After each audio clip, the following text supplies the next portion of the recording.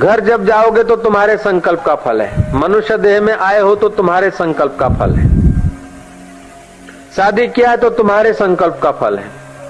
बच्चे आए तो तुम्हारे संकल्प का फल है। अपमान हो गया है तो तुम्हारे संकल्प का फल है।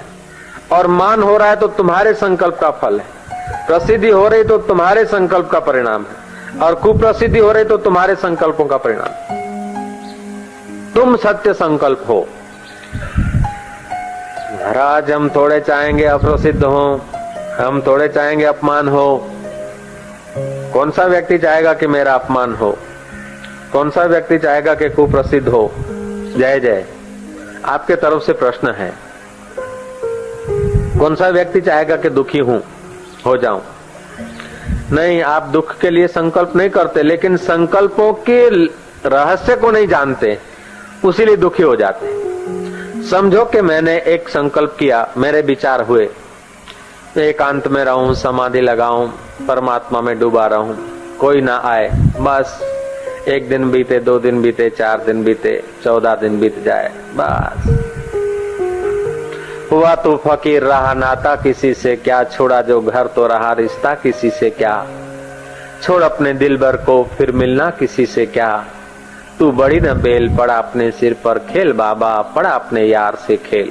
मैंने संकल्प किए और उसके मुताबिक मुझे थोड़ा थोड़ा आत्मा में विश्रांति मिली और गुफाओं में मैं बैठा रहा। जब वो आनंद मिला तो सोचा कि अरे दुनिया वाले जानते नहीं, इस आनंद को दुनिया वाले जानते नहीं, लोगों को जगाना चाहिए, लोगों को घर घर जाके उठा उठा के कौन पकड़ पकड़ के पिलाना चाहिए।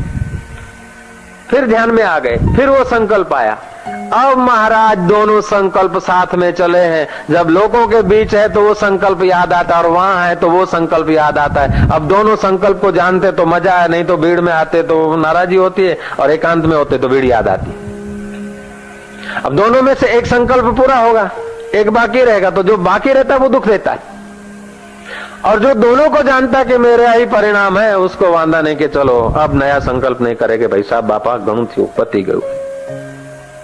एक तरफ तुम धन का संकल्प करते हो और दूसरे तरफ बोलते हो कि अरे धन में कोई सार नहीं। अब 2 संकल्प हुए हैं, तो कोई सार नहीं का तीव्र संकल्प हुआ तो आप ठन ठन पाल रहेंगे। तो ठन ठन पाल रहेंगे तो धनियों को देखकर होगा कि आप भाग्य जाम छे आम छके तम छके। और जब धनी हो गए तो कि આપણે આટલી ચિંતા બે રોટલા ખાઈને આ લોકો લહેર કરે છે ને આપણે આવું બધું। स्त्री संकल्प करती है कि मेरे को पति मिले तो सुंदर हो, मर्द हो, बलवान हो, ऐसा हो कि बस मेरा पति ऐसा हो कि सहेलियां देखकर खुश हो जाए कि हाँ मर्द को बड़ी हो, मर्द और मेरे कहने में चले। दोनों विरोधी संकल्प है। अब मर्द है तो कहने में कैसे चलेगा, और कहने में चलेगा तो ऐसा तगड़ा मर्द कहां है, और सचमुच कहने में चलेगा तो स्त्री राजी नहीं होगी। आ तो डब्बू जेवो छे के जो લઈ જતો હોય, આ તો પોરલા જેવો છે અને વળતો નથી તો કે મારું કઈ માનતો નથી, આમ તો બધું સારું છે, વ્યવસ્થિત છે, હોશિયાર છે, આમ બીજે ત્રીજા બધા આમ દેખાવમાં બીજે ત્રીજે પણ બાપુ મારું કયું જ નથી માનતો। तो एक संकल्प सिद्ध होगा तो दूसरे के लिए रोएगा, दूसरा सिद्ध होगा तो पहले के लिए रोएगा। मेरा लड़का हो, मेरी पत्नी हो, पति चाहता कि मेरी पत्नी हो, देखाव में सुंदर हो और पतिव्रता हो, कोई उसके तरफ देखे नहीं। अब सुंदर है पर्सनलिटी वाले, अब कोई देखे नहीं, इसे कैसे हो सकता है। तो विरोधी संकल्प हम करते हैं। जो संकल्प करते हैं उसके विपरीत का भी संकल्प साथ में करते हैं, इसलिए हम लोग दुखी होते हैं। और जब सजातीय संकल्पों का पीरियड चलता है उस समय हमको सुख भासता है। जैसे हमने संकल्प कर रखे हैं उसी प्रकार के अभी भी संकल्प हैं तो सुख भासेगा। संकल्प था कि ऐसे दिन कब आएंगे कि कथा में बैठे रहेंगे, प्रभु की चर्चा सुनेंगे, और अभी भी वो संकल्प है और कथा मिल रही है तो आनंद आएगा। संकल्प है कि हाँ शुक्रवार को तो सिनेमा में जाएंगे, ऐसा करेंगे वैसा करेंगे, और कोई पकड़ के ले आया इधर तो दुख हो जाएगा, आने का इधर और पकड़ के ले गया उधर तो दुख हो जाएगा। तो संकल्पों के प्रवाह के समय पुराने संकल्प और आज के संकल्प जब सम्मिलित होते हैं तो आपको लगता है कि जीवन जीने जैसा है, बढ़िया है, धन्य है। और पुराना संकल्प और आज के संकल्प में विरोधाभास हो रहा है तो आपको खटपट होगी। तो कृपा करके किसी का धन देखकर धनवान होने का संकल्प न कीजिए, नहीं तो वहां फिर फंसोगे। किसी की प्रसिद्धि देखकर प्रसिद्ध होने का संकल्प मत करिए, नहीं तो ये आत्मदेव सत्य संकल्प है, आज नहीं तो कल उस अवस्था में ले जाएगा। उन अवस्था में जो लोग पहुंचे हैं, जो लाखों के बीच प्रसिद्ध हैं, उनकी गहराई में देखोगे तो आत्म शांति उनको नहीं है, बेचारों को आत्म शांति नहीं है।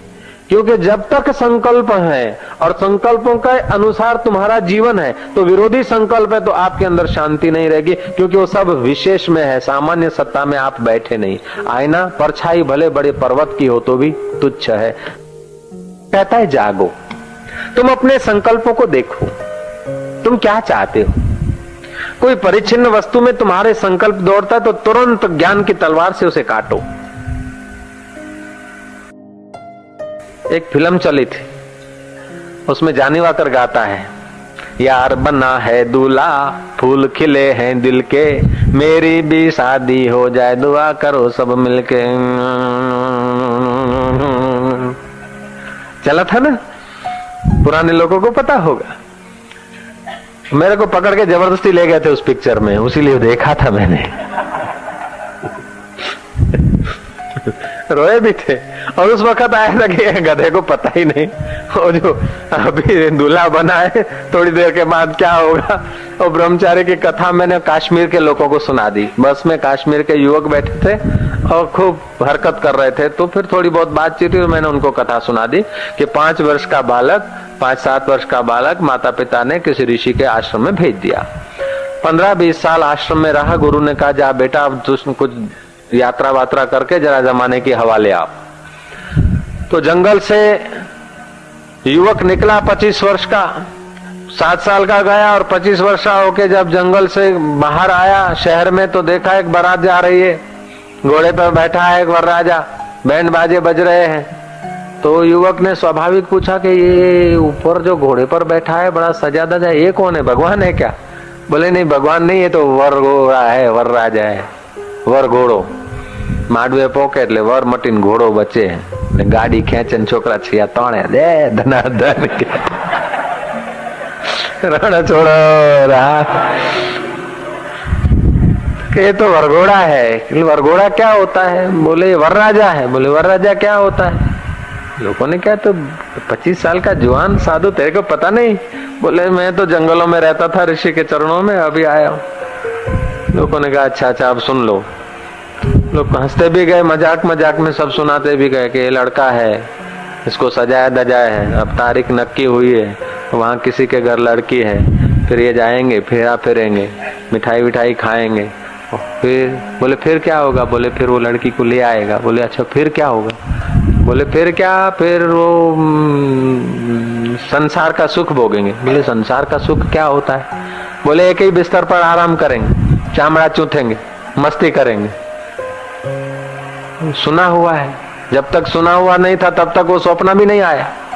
वो ब्रह्मचारी आगे गया, थका मांदा कहीं भिक्षा खाकर, कोई बावड़ी के नजदीक छोटा सा मंदिर था, डेयरी थी, चबूतरा था, छोटी सी कोई थी। वो ब्रह्मचारी बेचारा लेटा, छाती पे हाथ रखकर, नींद आई थोड़ी, बाद में स्वप्न चालू हो गया, क्योंकि दिन में ऑक्सीजन ज्यादा होता है इसलिए नींद कम आती।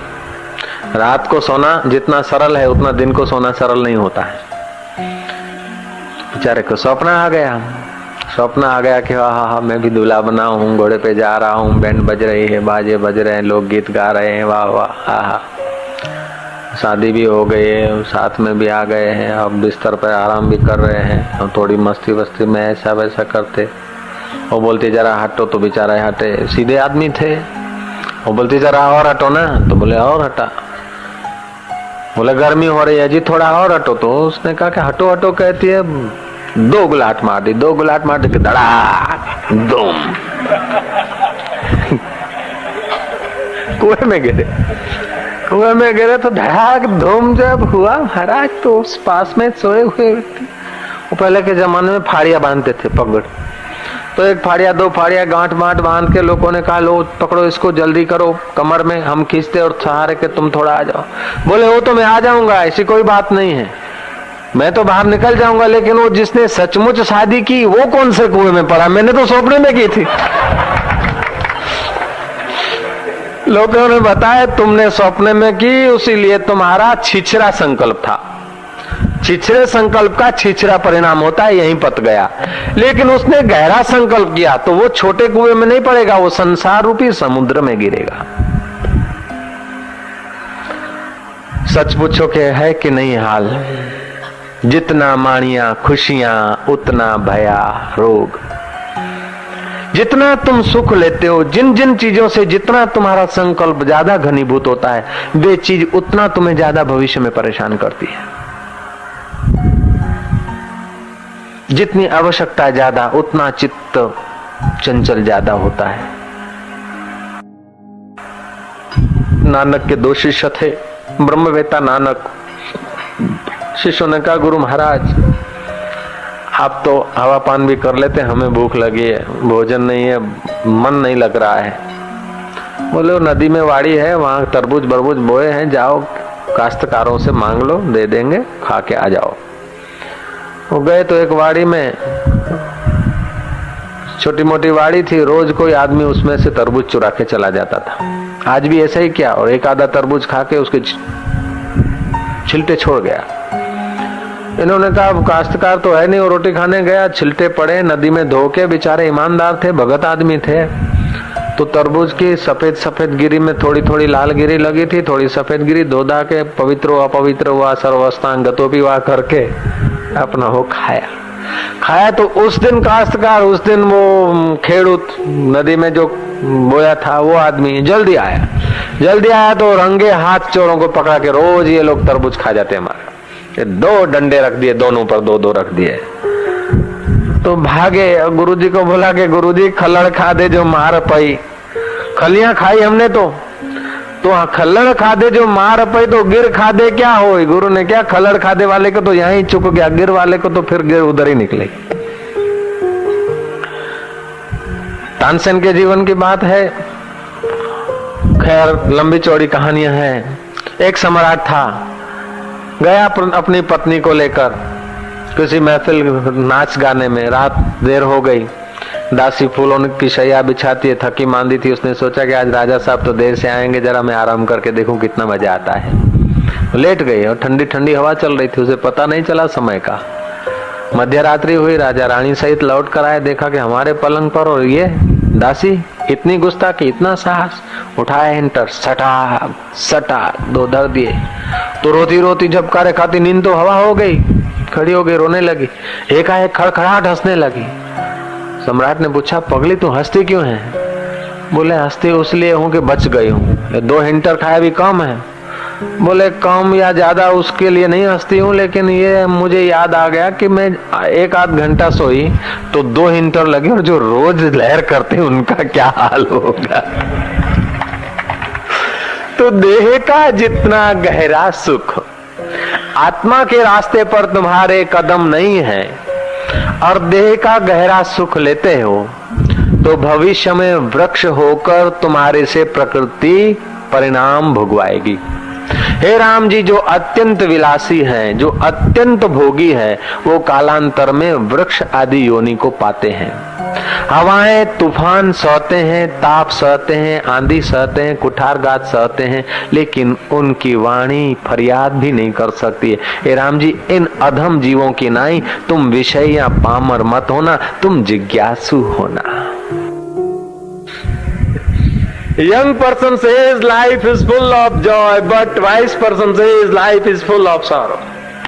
जवान बोलते जिंदगी मजा लेने के लिए, लेकिन बूढ़े बोलते कोई सार नहीं, फिर भी वही किए जा रहे हैं, क्योंकि सार का सार जो आत्मा है उसकी खबर हमने कभी सुनी नहीं, उसके प्रति हम कभी आकर्षित हुए नहीं। क्यों कि ऐसे बुद्ध पुरुषों का संग नहीं मिल पाया, इतनी बुद्धि में योग्यता न हो पाई, इतना हृदय शुद्ध न हो पाया, इसलिए मनुष्य जन्म मिला, लेकिन उसका हमने उपयोग नहीं किया, ऐसे ही चला गया।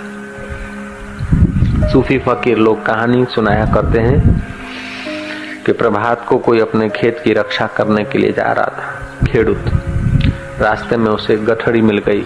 देखा कि अच्छा है, गठड़ी में कंकड़ पत्थर मिल गए। खेत में पहुंचा, गिलोल में डाल डाल के वो एक एक कंकड़ एक एक पत्थर फेंक रहा था। इतने में कोई झवेरी स्नान करने को आया। पास में खेत के पास में नदी थी।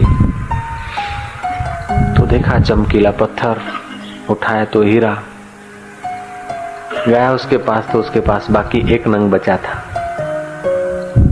बाकी एक नंग बचा था। झवेरी ने कहा कि पागल, ये तू क्या कर रहा है? तू हीरा गिलोल में डालकर फेंक रहा है। बोले हीरा क्या होता है? बोले दे दे, तेरे को 50 रुपया देता हूं। खेडूत ने देखा कि 50? इसके तो ज्यादा होने चाहिए। तो बोले अच्छा 100 रुपया देता हूं। बोले अच्छा मैं जरा बाजार में दिखाऊंगा, पूछूंगा। बोले अच्छा 200 ले ले। ऐसे करते करते 1100 रुपये में वो हीरा ले लिया। फिर वो हीरा तो दिया, 1100 तो ले लिए। फिर वो छाती कूट के रोने लगा कि हाय रे हाय, इतने हीरे मैंने नदी में बहा दिए, कंकड़ों के बजाय हीरों को मैंने खो दिया। मैं कितना मूर्ख हूं, कितना बेवकूफ। उससे भी ज्यादा बेवकूफी हम लोगों की है। कहां तो सच्चिदानंद परमात्मा, कहां तो ब्रह्मा विष्णु महेश का पद, कहां तो 33 करोड़ देवता से भी ऊंचा पद, और कहां फातिमा और अमथा और शकरिया का बाप होना और उसके पालन पोषण में जीवन पूरा करके ठाठड़ी में अनामी में जल के मर जाना। इंसान की बदबख्ती अंदाज से बाहर है। कम वक्त खुदा होकर बंदा नजर आता है। आप शिवजी से रत्ती भर कम नहीं है। आप ब्रह्मा जी से तिनखा भर भी कम नहीं। आप कृष्ण से धागा भर भी कम नहीं है। आप राम कृष्ण से एक डोरा भर भी कम नहीं है। आप लीलाशाह बापू से एक तिल भर भी कम नहीं है। और आप आशाराम बापू से एक आधा तिल भी कम नहीं। एको देव सर्वभूतेषु गुडाकेश। लेकिन चिल्ला रहे, हे कृष्ण तू दया कर, हे राम तू दया कर, हे अमथा काका तू दया कर, हे सिंधी माता तू दया कर। પણ અહીં શું છે? શોધી લે નિજ ઘરમાં પેખ બહાર નહીં મળે। बुद्धि विचारती है लेकिन हृदय कुछ चाहता है। हृदय जो चाहता है बुद्धि उसके विपरीत होती है। कभी मन का कुछ कहना है तो बुद्धि का कुछ कहना है। कृष्ण कहते दोनों मेरे में लगा दे। अब मेरे व्यापक रूप में तू नहीं लगा सकता है तो मेरे साकार रूप का चिंतन कर। लेकिन साकार रूप का चिंतन करते करते तू मन बुद्धि को स्थिर कर। फिर कोई मेरा प्यारा फकीर मिल जाए, फिर कोई मेरा प्यारा संत मिल जाए, ताकि वो भ्रांति हट जाएगी। फिर तुझ में और मुझ में अर्जुन कोई अंतर नहीं रहेगा। और वही अर्जुन जो रो रहा है, मेरे तेरों का चिंतन करके संन्यास्त की दीक्षा लेना चाहता है। क्योंकि क्षत्रिय को भिक्षा मांगकर खाना अपराध है। इसलिए सन्यासी हो जाऊंगा तो भिक्षा मांगकर खा सकता हूँ, साधु हो जाऊंगा तो ठीक है। कर्तव्य छोड़कर भाग रहा है वह अर्जुन को जब तत्व ज्ञान मिलता है तो अर्जुन कहता है कि नष्टो मोह स्मृति लब्धवा। मोह हो जाता है जगत में, मोह हो जाता है देह में, मोह हो जाता है जाति में, मोह हो जाता है कर्मों में, मोह हो जाता है संकल्पों में, मोह हो जाता है मान्यताओं में। तुलसीदास जी कहते हैं मोह सकल व्याधि न कर मूला, मोह सकल व्याधि न कर मूला, ताते उपजे पुनि भवशूला, ताते उपजे पुनि भवशूला। मोह सकल व्याधियों का मूल है, उससे भाव का शूल फिर रिपीट होता है। मोह निशा सब सोवनहारा, मोह निशा सब देखहि स्वपुने अनेक प्रकारा, देखहि स्वपुने अनेक प्रकार। हम अनेक प्रकार के स्वप्ने देखते हैं। कभी मनुष्य बने, कभी देवता बने, कभी बाप बने, कभी माँ बने, कभी चिड़िया बने, कभी हाथी बने, कभी गधे बने, कभी घोड़े बने। और जिस जिस शरीर में वो चिदाभास गया, जिस जिस शरीर में वो सविशेष चेतन गया, उस शरीर में उतना फैल गया। जैसे जितना घड़ा होता है, जितना शकोरा होता है, जितना लोटा होता है भरा हुआ पानी, उतने में ही सूर्य फैल जाता है, उतना ही सूर्य दिखता है। लोटे में लोटे जितना, एक टॉर्च के प्रकाश डालो तो जितना बर्तन है उसमें फैल जाता है। ऐसे वो चिदाभास अंतःकरण जिस शरीर में जाता है, जितना बड़ा शरीर उतने में फैल जाता है। इसलिए आप कीड़ी के शरीर में देखो तो पूरे में उसमें चेतन है, और हाथी के शरीर में देखो तो पूरे में वो व्याप्त है। जीव तो वही का वही, लेकिन वो ऑटोमेटिक ऐसा सिस्टम है कि जिस शरीर में जाता है उतने में उस फैल जाता है। जैसे शकोरा बकोरा तुम बनाओ और जितना तुम साधन बनाते हो आकाश उतने में फैल जाता है। जितना साधन तुम बड़ा तो आकाश बड़ा, और साधन छोटा तो आकाश छोटा। ऐसे ही उस चैतन्य का सहारा लेता ना तो चैतन्य के करीब वो सामान्य चैतन्य है। जितना आईना बड़ा और प्रतिबिंब डालने की जो अवस्था तो उतना लंबा चौड़ा दिखता है, आईना छोटा तो छोटा दिखता है। अथवा तो ऐसा समझो कि वो जो प्रतिबिंब है उस प्रतिबिंब को एक सामान्य रोशनी तो प्रकाशित हो रही है, लेकिन विशेष रोशनी जो तुमने आईने में खींची वो यदि तुम घड़े में डालते तो पूरे घड़े में उसके किरण फैल जाते, लोटे में डालते तो पूरे लोटे में फैल जाता है, और शकोरे में डालते तो शकोरे में फैल जाता है। ऐसे ही वह सूक्ष्म शरीर संकल्प करता है, ये मिले तो अच्छा, वो मिले तो अच्छा। तो विपरीत संकल्प होते हैं तो अनुकूल संकल्पों में उसे हर्ष होता है और प्रतिकूल संकल्पों में उसे शोक होता है। वेदांत कहता है कि समझियो, क्योंकि हर्ष और शोक ये संकल्पों का परिणाम है, और संकल्प से हर्ष शोक होता रहेगा तो तुम्हारी आध्यात्मिक शक्ति, तुम्हारे हृदय की स्थिरता और शांति नाश होती जाएगी। दुकान बिगड़ जाए तो कोई परवाह नहीं, मकान बिगड़ जाए तो कोई परवाह नहीं, धोती बिगड़ जाए तो कोई परवाह नहीं, झब्बा बिगड़ जाए तो कोई परवाह नहीं, लेकिन हृदय मत बिगाड़ना, क्योंकि हृदय परमात्मा का निवास स्थान है। कोई काम बिगड़ जाए, बाहर से भले थोड़ा इधर उधर करो, लेकिन अंदर से हृदय को खिन्न मत होने दो। तरती शोकम आत्मविद, जो आत्मा को जानता है वो शोक को तरता है।